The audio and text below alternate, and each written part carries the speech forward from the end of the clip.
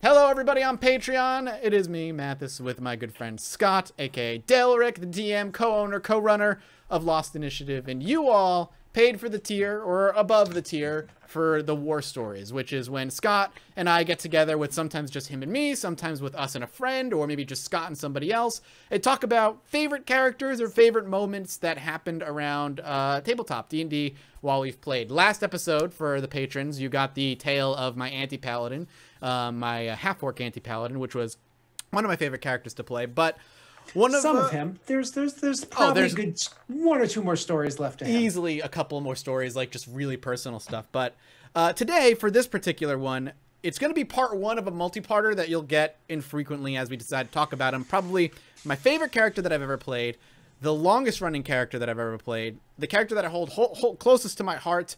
And I think everybody who's played D&D has a character like that. Somebody that they really connected with and really like sparked that connection with D&D for. And Scott, I could be wrong, but I want to say that for you is your elf necromancer.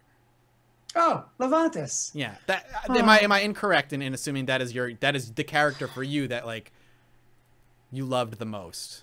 I have, yeah. Okay. See, we all have one of those. And one day we'll talk about Levantis, Scott, I promise. But today we're talking about my character, the half-elf swashbuckler, James Patrick Robert Henry McCoy III. His friends called him James. You may call him McCoy. And God, I played this character on and off for 7 years. So the point of this War Stories is his introduction, his origins. Is his origin, and his origin starts before the 3.5 year long campaign. Yes, before even I DM'd him. Before even I DM'd. So what was his first version? His very first version incarnation was a scout. Yes, the very first incarnation of James was back when Beth was DM. You and I were playing. Yeah, and I have one memory from that camp. I have a couple memories from that, like, quote-unquote campaign. It was a few sessions. But that was his very first incarnation. And this is back in 3.0, 3.5, where half-elves were kind of garbo. Scouts were a complete adventurer. So I think that was the last 3.0 or the first 3.5 splat book. Yeah, I think that is correct. Go ahead. But his personality at that point hadn't really been fully set. I knew he was going to be kind of flippant, nonchalant, very charismatic without necessarily the skills to back up his own sayings. But I remember playing with you, and maybe our friend Keith was involved at some point. I'm not really sure. Sicka. Yeah. Sicka. But that was his first incarnation. He didn't really have a history. I think we were playing in Faerun. There wasn't Nameless World. It might have been a Nameless World. But there's 1 to 3 sessions. In that few sessions that this character was created, I fell in love with him because there's this one moment that happened very naturally for the character, and it was very much one of the things that happened that defined who James would be as a personality and as a person. And at some point in the campaign, there was like somebody we either were working for or our enemies or whatever had us take a letter and want us to deliver this letter to somebody else. And we were also met this couple that were like wildly in love with one another. And this man wrote this love letter to be delivered to this girl that he was in love with. And James somehow got his hands on both of those letters. And we were trying to get rid of, I don't remember the reasons. It was many, many years ago, so forgive me. But for one reason or another, the enemy letter that we had, we didn't want to give to the guy who was like there to collect the letter. He wasn't going to open it. He was merely just to deliver the letter. And we hated these people for some reason, but we had agreed to do this. But James, in a moment of either brilliance or chaos, whatever you want to call it, decided to pull the old switcheroo and instead pulled out the love letter and handed the person who was collecting it the love letter, sending him on his way. And the guy didn't question it. He didn't care. He didn't open it and read it or anything. So he just took it and he walked away with a love letter. And James felt very accomplished because that was like a weird way around the quest that we were kind of like trying to figure out if we wanted to do or not. Again, many of the details escape me, but I remember there were no consequences because that was pretty much the end of that campaign because it was 1 to 3 sessions long. Yep. And I just remember that moment for me was like, oh, this is who James is as a character. Because when you make a character, you always have these ideas of what you want to be. When I go make a character, I usually think of one word or one very small phrase that encapsulates who that character is or who I want him to be. But it usually takes a few sessions of you kind of getting into their shoes and into their skin and just trying to figure out who they are. And I do remember that was the moment where I was like, okay, this is kind of who James is as a character. So do you remember how the inception of this character even came about? I do not. Pirates? Okay, Pirates? So he existed, I think, twice prior to the real campaign. Correct. And even then, he was an NPC first. So let's get into that. So the inception of this character is because when that book came out, they came out with a Scout class. The Scout class could be broken. Actually, one of my favorite characters I ever played was a halfling scout by the name of Kiplele. I loved that character. It was a lot of fun. It was the first Scout character I'd ever seen get made because I made him. And literally the day I got that book or the day after I got that book, I made the Scout character. I did him in like a little mock combat. I just had my girlfriend at the time. She ran it so I could just like do a quick little mock combat. I was like, holy crap, this is broken as crap. It's powerful. Yay, yay, yay. But then what I ended up doing is, and actually I think later on I played that Scout in front of you and you got to see how powerful it was. So when we were designing characters for this, I was like, okay, cool. I want to do something different. But you were like, I don't know what I want to play. And I was like, dude, play the Scout. It's like the perfect class. And I was trying to describe like ways that you can use it other than the way that I did. And the way I did it was just very much because Kiplele was a halfling, he was like a super mobile gladiatorial fighter. Yeah. That was his shtick. He was a gladiatorial fighter. And I used different ways to describe that you can use the character. And I mentioned that he could be a swashbuckler. And you're like, I could be a swashbuckler. That could be fun. And you literally went down the path based off of these Kiplele doing it that way. Hold on. That's not right. You actually originally created James as a fighter with the swashbuckler archetype prior to that. Might be correct. Actually, you created James with a to give people an understanding. Archetype. What year are we talking about? Like do the math. How long ago was this? So people understand why. I'm turning 32 in less than a week. You were living. I remember where you. I remember the apartment. I lived in Johnston. Yeah. So I was 19 because I moved out when I was 19. So I was 19. So you're looking at. Yeah, 12 years ago. Yeah, like 12, 13 years ago. It was 12, solid 12 years ago. Yeah. Definitely 12 years ago. So anyways, yeah, so you originally made James, that's right, because you wanted to play a swashbuckler character, and you came up with a basic concept. I have a guy named James Henry McGraw. I don't even think you had his whole name at the time. And he's a swashbuckler. He's good with a sword, and he was pretty blasé. Mm-hmm. That was your first.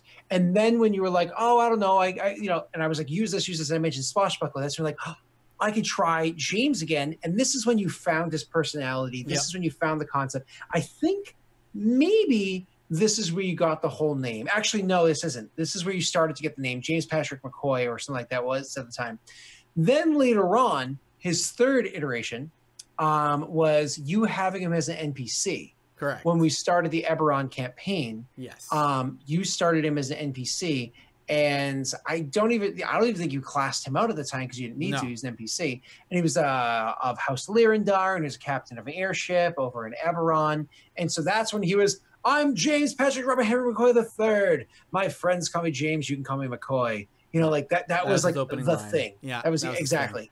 Because that was you running the game that 3 sessions in, I took over as the DM. It was a little longer than that. Actually, it was. Let me correct that. Originally, you DM'd a game, and the number of PCs was a lot. 7 or 8. Yeah, it was a lot. let me think. So, Kim, Miguel, me, John, Brandy, Beth, and Christine. I think that is correct. 7. I don't think anybody else is a part of that. Yeah. So you DM'd a campaign of 7. As somebody who never really DM'd ever, having a 7-person campaign is just chaos. I was like, I got your back. I'll be co-DM. We dropped 4 of them.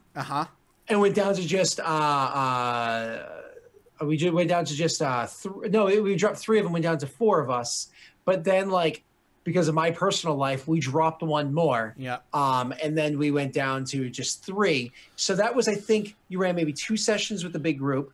Then 3 sessions with the smaller group, and then you were like, "I really want a PC," and I was like, "I really want a DM," and so we switched. Because there was It's funny, I don't want to get too much into it, but I liked the story I was crafting. There was a couple of bits that were very amateur storyteller hour. We can't go into it without, because that's going to be different war stories, right? Yeah, for sure. But the big thing for me was the reason I wanted to play is because I liked the story I was telling, and I didn't want to know what happened next, and I wanted to play in it, and I loved James as a character. Yeah. So this campaign where we swap is the campaign where James gets the first, like, true kiss of life. Like, this is where he comes to life. And the class you're playing was actually, where did we get Swashbuckler from this time? Was it a rogue? Because we didn't have archetypes back then. Where was the class? I think we stayed scout. Did you stay scout? At least in the beginning, I'm pretty sure we stayed scout. Because I think, like, with all your characters, you changed a couple times. But all right, fine. You stayed scout. Let's just go with that. So his introduction was very much as an NPC on an airship to come rescue the party from, like, this big attack that was happening. So if you don't know Eberron, like, there's noble houses, and they all get these magical tattoos that give them these abilities. James is House Lyrandar, which is Mark of the Storm. Mark of the Storm, which is half-elves. They're pilots of airships in this world. That's kind of like what they do. And when we swapped, Scott's like, because Scott, again, you want to take the story I was making and make it your own. And you want to take expectations that I have as DM and turn me back into a player without me really knowing what's going on. So the first thing you did was say, James isn't actually really James. You're playing a doppelganger who kidnapped James. He's gone. He's with somebody else. And you are pretending to be James to kind of infiltrate the party and lead them in your own evil direction. And eventually... That is true, sans one detail. You introduce the characters to the party, and then session 2, after you'd played them with the session, I was like, I've got an idea. That might be it. You are correct. And so nobody knew anyways, but you and I retconned behind the scenes, but it didn't affect anything on the scenes because nobody else knew. And you were like, oh, yeah, that actually makes sense with the story that you were going with prior and blah, blah, blah. Right. No, that's about it. That's how he kind of came into existence until eventually 4 sessions, maybe 5 sessions later, the big plot twist was revealed that I was never actually James. James is, like, chained up and... Mind you, these sessions were 8+ hours long, 10+ hours long. So when we say, oh, it was like 5 sessions later, that's 50 hours, which is 50 hours is how many weeks of Lost Initiative? 12? Right. That's 50 hours on getting to know a character and befriending a character that isn't actually who he says he is. Yeah. And then when the plot reveal came and the doppelganger was killed off and then James was freed, that's where James actually stepped into the party. Very different than, not very different, but a beaten down half-elf who kind of needed to regain a sense of who he was. The other thing about James too is his childhood. He came off very grandiose because for the longest time he used to lie to people. Like he got very charismatic because he got good at lying. Like in his backstory, he was always like a deckhand, but when they were on leave, like, he'd go into brothels and stuff and pretend he's, like, this amazing captain of this airship, blah, blah, blah, blah, blah. And then... Don't give away too much. And then, that's just kind of who he... Yeah, I know. And that's just kind of like, he got very good at lying. So, James, as a character build, specifically, we want to talk about raw stats. High charisma. That was his main stat. Main charisma. One of the things I did in 3.5 was half-elves... sucked. They were by far dwarves are by far, no question, they were the best race, and half-elves are by far, no question, the worst race that existed in the game. So I gave half-elves +2 charisma. I was like, half-elves, they're charismatic, +2 charisma. Boom, there you go. Yep. And that was how I balanced them out. Kind of funny. Apparently, other people thought the same way. Yeah, that's eventually what they became in real life. Yeah, like we did a lot of alterations like that where we're like, why is there move silently and hide? Let's just make stealthy. Oh, hey, look at that. Apparently it caught on. So that's very true. So stat-wise, James was basically, he was built to talk your pants off and never have to swing his sword. But if he had to swing his sword, he had a decent dex, and then he had a garbo strength and, like, pretty bad constitution. Like he was a rapier. Yeah, he was built to be from the mouth down, more or less. And that's just who he was. And I very much enjoyed playing him that way, and it worked out really, really, really fun. I'll hand off to you, Scott. The inception of this character was a fighter with the archetype of the fuck we called him in 3.5 of being a swashbuckler. It was garbage. It was terrible. You traded up feats for crappy abilities. And then later on, he was retconned into being the scout class, which was way better. Then later on, he stayed the scout class at least for a while, but then he was changed again when a different class came out. Maybe even the swashbuckler class. Excuse me. I think we actually changed you. Yeah, that's right. We changed you into the 3.5 swashbuckler class, which then came out in complete scoundrel or something like that. That makes sense. That actually gave you a lot of features based off of charisma. Like it actually gave you like the ability to like effectively charm somebody as a not supernatural. What's the word I'm looking for? Extraordinary ability. That is things correct. like that. That came out. Yeah. So that's what we did later on. Maybe even that time. I don't know. Years. So. Yep, that's true. So he came together like this, evolving over the course of a couple of campaigns, kind of like put against the grinding wheel to come out as the sharpened sword he was. He started as an NPC where you really just kind of like fell to like I DM with my mind. I form my mind into a bunch of little crystals, and I touch and go off those crystals I need to. Whereas when you PC, you make this one giant stone, and you just always shine through it, right? You just kind of like made too bright of a stone that outshone everything, and you just didn't care about everything else. Yeah. And so he came out and like. You put so much effort into it, and it truly shines throughout that entire campaign. I don't believe in most campaigns, unless I design it that way, that there's a main character. If I had to choose one for that campaign, it would have been James, even though so much of the story pertained to D and our friend Dave's character. And what was the other one's name? Thorani. Yeah, whatever her first name was, something to Thorani. Amoralia might be. That sounds terrible. No. Well, that was a name she used a lot. That's why. Oh, no. Something to Thorani, whatever it was. It'll come to me. So her character, lots of story to do with her, but still James is always essential focus because he was a high charisma character. Just to give context again, our friend Dave played a character D who was a very recluse necromancer, basically a lawful neutral necromancer in the world of Eberron, but not part of House Carnath. And his character and my character had a backstory together where we had met a few times. We were somewhat friendly with each other, so we kind of knew each other.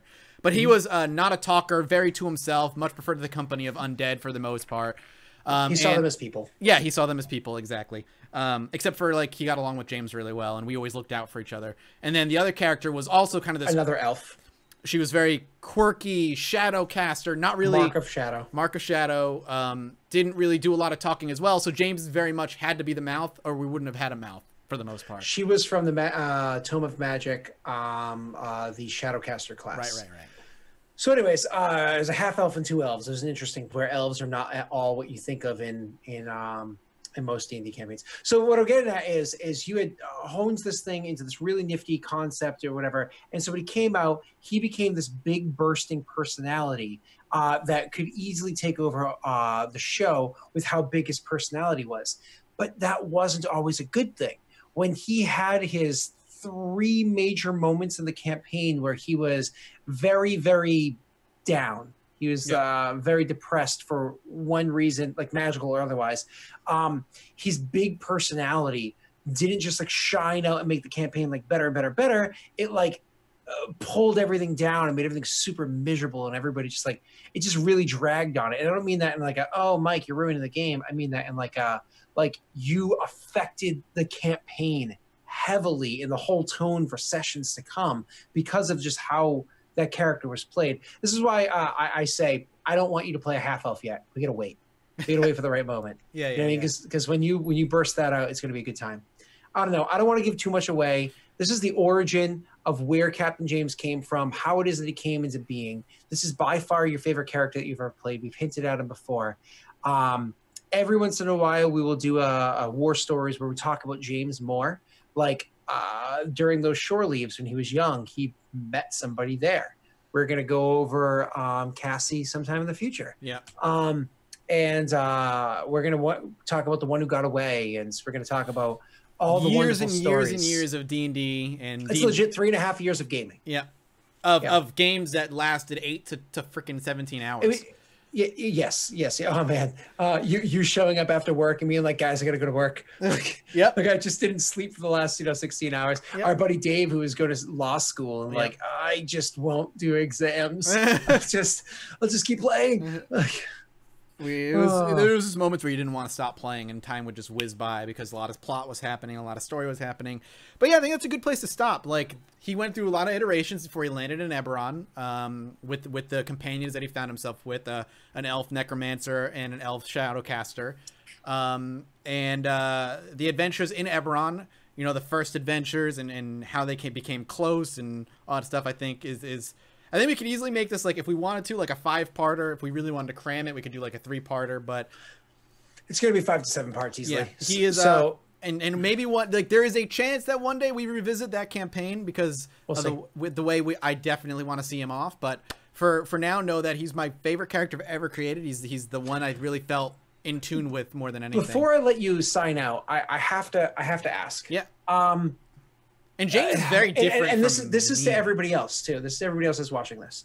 Mind you, James was never very good at combat. No. His class may have been, but he was still built poorly. His idea was blah, blah, blah, blah, but again, he was all about the mouth and less about the sword. So sure, he should have been good at combat, but just Mike never played it that way, never built the character that way. He was built very much to be a talker character. If there was a noble option in D&D, which there shouldn't be because it makes no sense in the concept of what Dungeons & Dragons is, but if there was, he effectively should have been that. Yeah. So my question to you, Mathis, and then to the community as well, if you were to build this character in 5e, the system we typically use, how would you build it? How would you do the swashbuckler concept? I guess I know what I do, but this is talking from somebody who has limited knowledge on like the classes themselves in 5e, just like how they work. But my guess would be probably fighter, maybe ranger. That's funny. So I would probably say fighter 1 level dip to get like all the benefits that go with it, along with like or even 2 level dip, my apology, fighter. So you can get the action surge. You can get the ability to bonus action heal yourself once a round. You can get the Einhander ability, because that was the old feat you had, Einhander. You can get the old ability where you get +2 damage when you deal with a sword. You get all these wonderful benefits of being a fighter, right? Yay! But then you would go rogue. Rogue makes sense, yeah. UA, because rogue has bonus action disengage, bonus action dash, bonus action. So rogue, UA archetype, swashbuckler. There you go, done. That makes sense. That's probably, and that's without looking at the numbers and making sure that it went out right well. That's probably how I would do it, because that would make sense for his upbringing. Right. Yeah. So, I mean, maybe not all the armor proficiencies. That doesn't make sense, but you can't really drop armor proficiencies in this game like you used to be able to. So. Right. But anyways. But yeah, that's the origins of suggestions. Yeah, I'd love to hear how you guys would build like a swashbuckler. Mind you, if you want to go all out, go crazy. He ended at level 17, so feel free to build a level 17 swashbuckler. But when we get to when he was like level 17 and to talk about what he was at the end, is going to be fun. But that's James. I hold him near and dear to my heart. He's so different from who I am as a person, which I also love. He's got aspects of me, obviously. Every character you make is going to have aspects of you as a person, but he is nowhere near like who I would be, and that makes him really fun for me to play. It's funny that you say that. He had what people might know of you nowadays as Mathis. Yeah, he had aspects of back when you were just Mike. Yeah, and there's a big significant difference here, because scrawny little weeb over there is what was not exactly a social butterfly, wasn't exactly out of his shell and easy to talk to, and so on and so forth. So I mean, the idea of like who he is now, that was, I suppose, the introduction of Mathis. I guess that's an interesting way of looking at it. It's not necessarily wrong. It's still weird to look at it that way. I always say too, whenever I get to play James, it's always so weird, and how it could be years since I've last touched the character, but like how easy it is to slip on his personality and just be him. I remember doing that a couple times with you. For side campaigns we did, and like it's like putting on a worn, comfortable pair of sneakers. Like how, if I wanted to pull out James again and just play him, I'd have no issue. I just feel like I could easily just tap back into that character. All right, so that's our piece out there. Don't do that to me, man. I'm not ready. But I love him. I seriously can't wait to talk about him more. And I honestly can't wait to play him again one day, whether private D&D campaign or a public one. James is my pride and joy as far as D&D is concerned, as far as in roleplay is concerned. That'd be a really cool thing if we ever did like even just like a one-shot IRL game that we streamed. Yeah, I guess the only issue I guess with that would be is like everybody would be out on the in jokes. You know what I mean? There'd be so much history. I'd be in on them. I know you would. On them. You would be in on them. I would be in on them. But thank you guys, especially obviously all the patrons who are watching this for your support. I hope you guys are excited for more. I'm excited to talk more about old characters from my past and Scott's past, but also bring in some friends and maybe some special guests in the future. You guys are great. We love you, and we hope to see you in the next one. Bye-bye.